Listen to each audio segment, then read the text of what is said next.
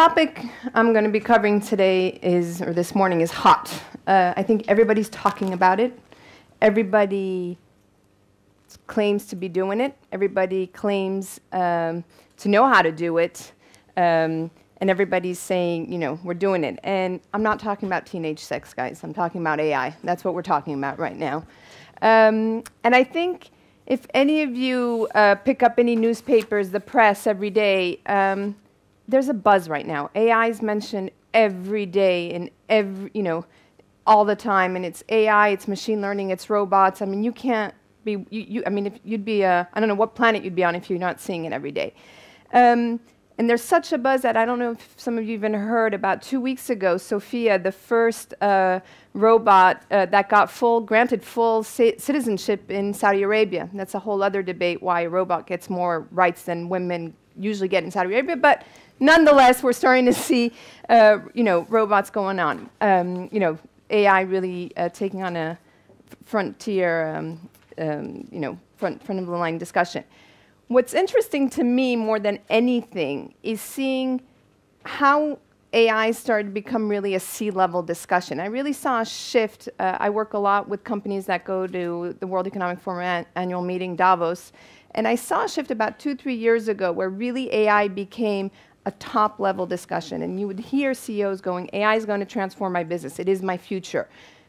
The other challenge was when you went and talked to these CEOs and said, who's driving this change? Who's looking at this within your organization? Everybody went quiet at that point. Nonetheless, what you are seeing is AI has become, I would say in the past 24 months, sort of that top-level executive. And this is just a stat that came out in Business Week about 2 weeks ago, where you just see that just, in 1 year's time, the number of times AI is mentioned in earnings calls and by CEOs. And that's just, giving an indication of the growth. Another sense of the growth and how important it's become for enterprise is, according to IDC, the spend on cognitive and AI solutions is going to be $12.5 billion this year.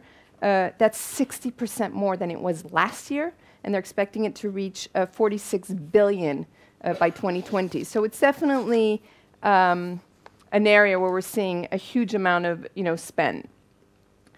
Before I move on, and I know Philip gave an introduction that we're going deep into AI. I'm not a technologist. I'm staying very high level and generalist here. I just want to, but we are talking about, what is AI? And I'm just going to take a very broad definition. I sort of like this definition given by Andrew Ng. And I don't know if you know who Andrew is. He, was the former chief scientist of Baidu, used to head Google Brain, is the founder of Coursera, top professor at Stanford, and really defines it as the science and engineering discipline of getting machines to behave intelligently. Now, the next big question is, what's behaving intelligently mean? And that's a big debate. And I think, but one of the things that's very clear in all the discussions I've had with experts is that learning is a core element of intelligence. So if we just have a machine that follows mere rules, then we should not consider it pure AI. So, I think that's definitely, keep that in mind. And what I find fascinating around AI is that we always tend to think about it as a very futuristic, something coming down in the future. And the reality is, it's already part of our lives. Look at it. How many of you have your phones? And in your phones, and go onto websites. It's part of our day-to-day lives already. And so it's, and several decades ago, the ability to trace the fastest route to get from point A to point B was considered bleeding edge AI. The ability to go through your emails and, the spam filters, bleeding edge AI. But once it becomes, once we're using AI to solve existing solutions, we forget that it's AI and it becomes omnipresent. So, there's that, we're constantly as a society pushing the bar on what we expect AI to be and be able to deliver. And so, if it's, one of the things that is interesting is also, why is this the moment in AI? And I think, and we'll not go into it in much detail, but I think everyone is in agreement that it's definitely the processing power and the ability to have so much data that has just made it become that we are now, the time of AI has come. wanted to just take a few minutes and sort of give a sense of how the ecosystem has evolved. And these are basically slides actually that I got from Deborah Danielson at CA. And what she did was she took between 2000 and 2017 the set of all the companies that were founded during that period that self-describe themselves as AI companies. And so what's interesting is that in 2003, you're just starting to see a few little companies here and there in the ecosystem, and most of these companies are really focused on what Deborah defines as the foundation area. So really the foundation, natural language processing, image recognition. So that's what's happening in 2003. Nothing really much happens between 2003 and 2009, but the reason 2009 sort of stands out is it's the first point in time where we're starting to see gravity, areas in the landscape where you're starting to see concentration. So for instance, you're starting to see more and more actors around games and startups coming into the market. So that's how the market's evolving. You fast forward to 2010, and again, I don't know if you see, the number of companies doubles between 2009 and 2010 already. Some might say it's the beginning of perhaps the hype, might be also the beginning of, VCs rewarding companies and finally acknowledging that, investing in companies in that domain. But what's also interesting is you start seeing actors in every vertical that exists today. And in the middle is really where the density, and the more companies there are, it's like the denser it is, it means that there are more and more companies that are very much dealing with similar topics. And again, you'll see that in the center, you're seeing a lot of the development around core capabilities, and these are a lot of the capabilities that are then being used to work on some of the solutions we're seeing today across industries. Again, between 2010 and 2013, you're seeing very much of a linear growth in terms of density. But what you'll see is sort of in the middle is you start seeing clusters develop, and clusters around very specific application areas. So for instance, the use of AI in cybersecurity, or a lot around marketing. And some people might even say that marketing is what has driven a lot of the growth in AI lately. You move on to 2014. Again, you're starting to see more and more of a critical mass in not just areas like cybersecurity and marketing, but really across the spectrum. So in HR, job seeking, recruitment, medical diagnosis. And what's interesting is what you're seeing is startups are looking at taking those foundation technologies and really exploring on how can they use them to solve business problems, industry problems. How can I disrupt my sector? And that's we're definitely seeing that's a big game changer. Again, in 2015, you're seeing more and more of the density growing, and more areas standing out. So fintech, virtual reality, augmented reality, self-driving cars. And you can see that what started out in 2003 as just being a few little pioneers coming out is now really being a rush around AI.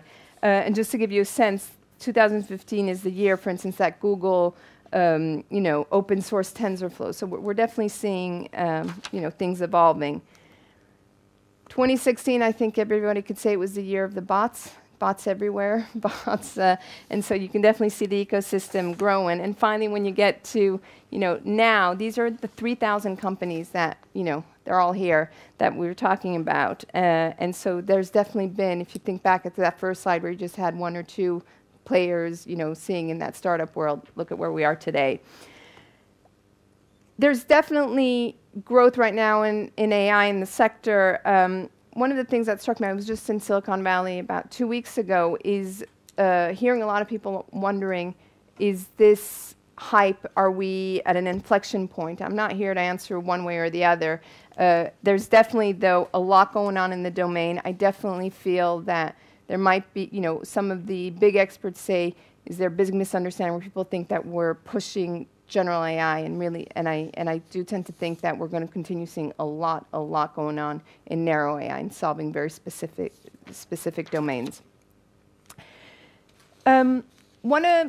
So, as I said, I wanted to sort of take a step back from a lot of the technical, discussions that we're going to be having, and I wanted to sort of take an economic lens of one way of potentially looking at AI. And this is, what I'm going to talk about is really work based on work done by Ajay Agrawal, who's a professor at the University of Toronto, and he actually wrote a great article about this in HBR. His premise is the following. He believes that, technological revolutions involve some activity, some input suddenly becoming cheap. So if you look at, from an economist perspective, for him, the rise in AI is making one input become really cheap, and that's prediction. And so if you lower the cost of activities that are related, so it will lower the cost of activities that require prediction. So just think about things like weather forecasting, inventory management, etc. Those, you're going to see a huge drop in the cost of doing those activities. But what becomes really interesting in his thinking is the belief that we're going to start using prediction to solve problems where we never used prediction before. So to give you an example, we'll talk about autonomous cars. We've had autonomous self-driving cars for a while, but in very, very contained areas. So in areas where we had, very specific blueprints, floor plans, and we knew exactly, we could have very specific rules. When this happens, stop. When this happens, take a left. But as soon as you took those autonomous vehicles and put them in city streets, it became a catastrophe. There were too many elements, too many environments, too many if-then statements. And so, but when you reframed the autonomous driving as a prediction problem and the problem became the following: what would a human do? Then everything changed. And then you saw a big change in what autonomous vehicles. Because what happened was you could suddenly outfit a regular car, you put a driver in there, you start putting an AI in there, and that AI is looking at how the human being reacts to all the different situations and elements. It becomes a prediction problem and not a giving specific rules. And that is really, really game changer in many ways. So what happens with AI, when you start saying, AI is going to, the cost of prediction is going to become cheap, is that we're going to start using prediction to solve problems where we never used prediction before. So we're going to be solving different types of problems. The other thing that's going to happen is that with prediction becoming cheap, it's going to impact the value of other activities. So for instance, take medical, the health sector. Being able to diagnose people with, and early on is going to become much cheaper. That's just, prediction and being able to tell things. But the value of a doctor being able to help you understand what are your options in terms of treatment, or being able to accompany an individual through a treatment, or their whatever they've decided in terms of the right protocol, that is where that value of that advice is going to go up, and not so much in the in the medical treatment. So as the cost of prediction drops, the parts of our jobs that are prediction driven are going to drop in value, and we'll start seeing more and more of AI in those areas. But the cost that requires more, I believe, that are complements to that and require more of a human judgment, a human interaction, are going to go up in value. So, so that's one way of looking at where the value, where AI and what it's going to mean. The way of looking at it is, what else is AI going to make cheap? It's going to make it really cheap to understand and see the world. And that's, I'm sure many of you have seen this picture up there. Some say it's dogs, chihuahuas looking like blueberry muffins, or blueberry muffins looking like chihuahuas. But we have reached, we're in a state level and technology today where we can distinguish amongst these very similar looking items here. And that means the implications are huge from a business standpoint. Just take an example of this. This is a company, comb. You just have to take a picture, random person in the street, and they'll be able to comb through and just find similar looking items, and you can just go ahead and buy them online. I mean, these are things that we couldn't even think of a while back. And then take this. This is research being done by Li Fei right now, where not only are we looking at images and being able to understand them now, but machines are able now to actually take an image and describe them, put words to it. And so what's happening here is that we're opening up a whole new set of, data and content that we couldn't do before, that we couldn't even use or leverage anymore. And this is these are queries. This is Jeff Dean, who heads Google Brain right now, and basically said these are the type of queries that we'll be able to ask Google very soon. And it's just, it's really that idea that we're being able to tap into and analyze data that we could not analyze before. And that's really some interesting things going on. AI is also going to really be, involved in creating content. I'm sure most of you realize that every other, little newspaper snippet summary that you're reading has been machine generated. A lot of, the film trailers that you see, first of all, AI, people were using AI to help create at least the first few versions of it, and help, and then you might have a editor come in and director sort of, fine tune it, but they're already helping simplify. And this was interesting. I don't know if any of you saw this. It was a very interesting, it's done at the University of Washington, and they did it this summer, where they took input of Obama speaking. So they had Obama speaking about health. So they took the audio of Obama speaking at a campaign talking about healthcare. Then they took video of him doing one of his, when he was still president, one of his weekly addresses, so totally different topics. And they were able then to create an output, a video, where you felt that where he was talking about the healthcare, but they'd used the images from the video to lip sync. So the implications of that, just to give you an example of business implications, are that, how many of you have been on, Skype and you're using video and, the images are disconnected. And so we'll be able to perhaps use technology, this type of technology to help improve the experience. But this is also, I would say, the type of technology that when people just read the headlines, start going, oh my God, what's happening? Is this doomsday? Should I be afraid or not be afraid? And it definitely raises, a lot of issues. There are a lot of contrasting views. I'm not even going to go into, I'm sure many of you have seen the debates going back and forth between Elon Musk and Mark Zuckerberg, and one being, it's, an existential threat to humanity, and another one saying, taking much more of a, no, it's going to help us solve major problems in our world. AI does raise a lot of philosophical and ethical questions, and I'm not going to go into all of them, but I think that many of you are going to be working in this area, and I just want to sort of put out some and I'm sure we're going to be talking about it a lot more throughout the day, some of the type of issues, questions that I think that anyone who is working around AI should keep in the back of their mind and sort of know where they feel about it. So look at design, for instance.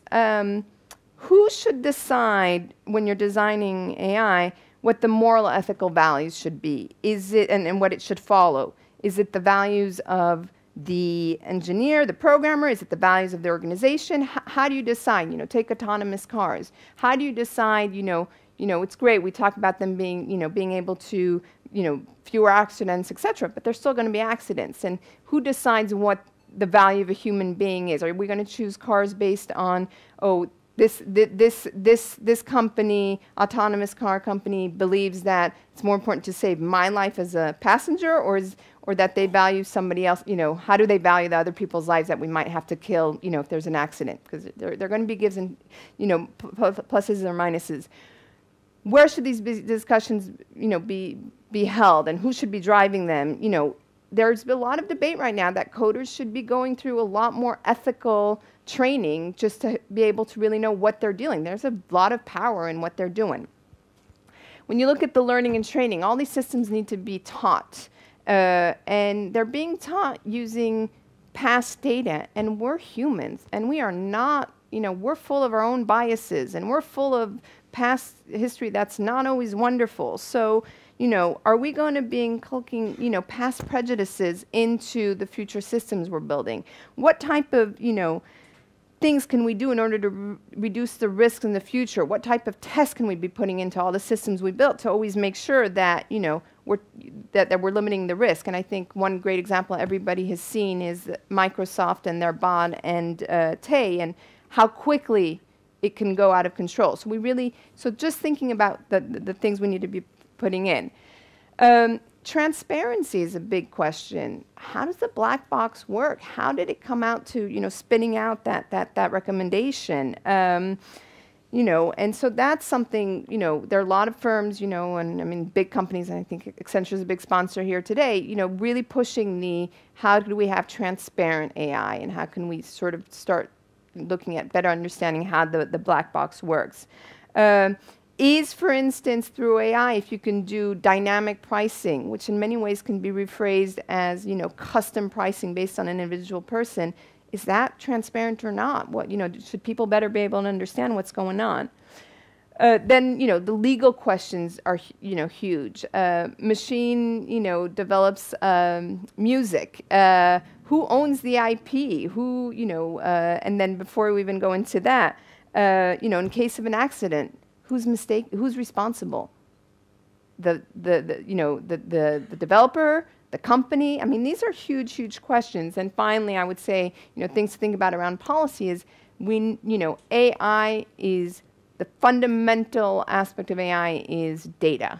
And everybody knows that the whole questions around data privacy, data security are big, big questions, and companies are struggling. And we're even seeing, just on a geopolitical standpoint, where we're seeing, seeing a lot of AI happening in China, for instance, versus, and there are a lot of people saying, look, China has no policy around data protection. I mean, they can tap into anything. And then you got the other extreme with Europe and getting harder and more tougher around regulation around data. So, how is that going to affect the development of the ecosystem? So these are definitely things to keep in mind.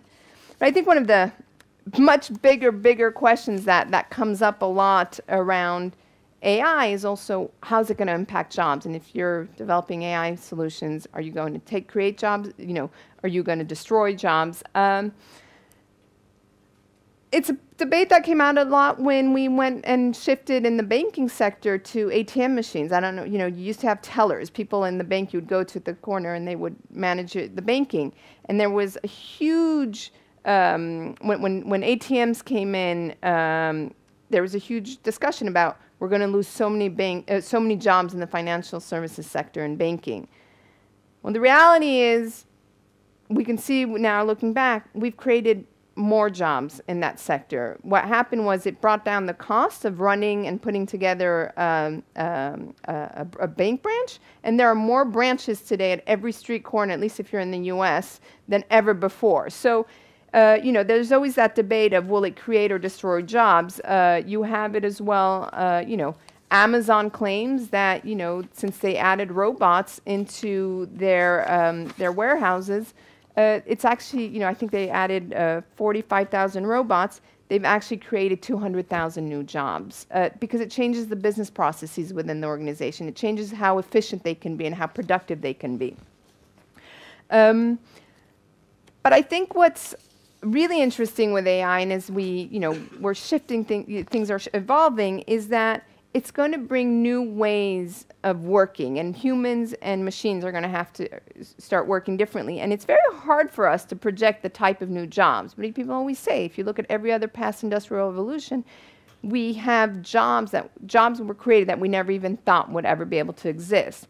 And I think just even today, now I'm not saying will it create more or less, will we balance out in the job loss, job creation, but there are even today, in order to, pursue our, AI to evolve, we need data. And there are thousands of companies today where people go and their job is to clean up that data, train that data. And those are opportunities that aren't particularly high-skilled opportunities, but we just need people to be able to do that. And there's a lot going on. And as I said earlier, when we look back from a prediction standpoint, AI is going to drive a lot of, it's going to amplify areas that and skills that we haven't amplified much in the past. And somebody recently, was joking around and said, I don't understand why people are so worried. Last industrial revolution, we forced people to act like robots and go work in factories and do, repetitive work. And now that we're breaking this, people are freaking out, and we're giving people opportunities to be human again. So, but it is, so we are in that funny dynamic, and it's a funny stage. But I guess the bigger question for a lot of you in this room is, what does it mean for me? And I think there's no doubt AI is hot, hot, hot right now. And I think, again, if you look at, what's going on, the individuals and people who are machine learning experts today are, able to pull in the six-figure salaries right now. They are in demand. And if you, I found this fascinating statistic from McKinsey that said that 80 to 90% of the biggest AI talent today is within the big tech companies, because they're just going out and buying every other startup they can find. But if you look back at what we said earlier and the impact that it can have on how it will change the way we look at jobs and prediction, every Fortune 5,000 company is going to be using AI, is already using AI. They all are faced with prediction problems. There is a need. There are opportunities to play in, for jobs for everyone. And in all these organizations, they're not going to be able to take just off-the-shelf AI. I mean, it all has to be adapted to businesses. You're a scarce resource, again, and there are people like Andrew Ng. I don't know if you saw just this summer after leaving Baidu, his focus right now is, his goal is, through his latest startup, is to train up over 1 million people to be able to be AI experts, because there's such a need for it as we move forward. So I think there's a huge opportunity for anyone in this domain, and so that's really what I want to sort of conclude with is good luck. There you go. Thank you very much, Joanna.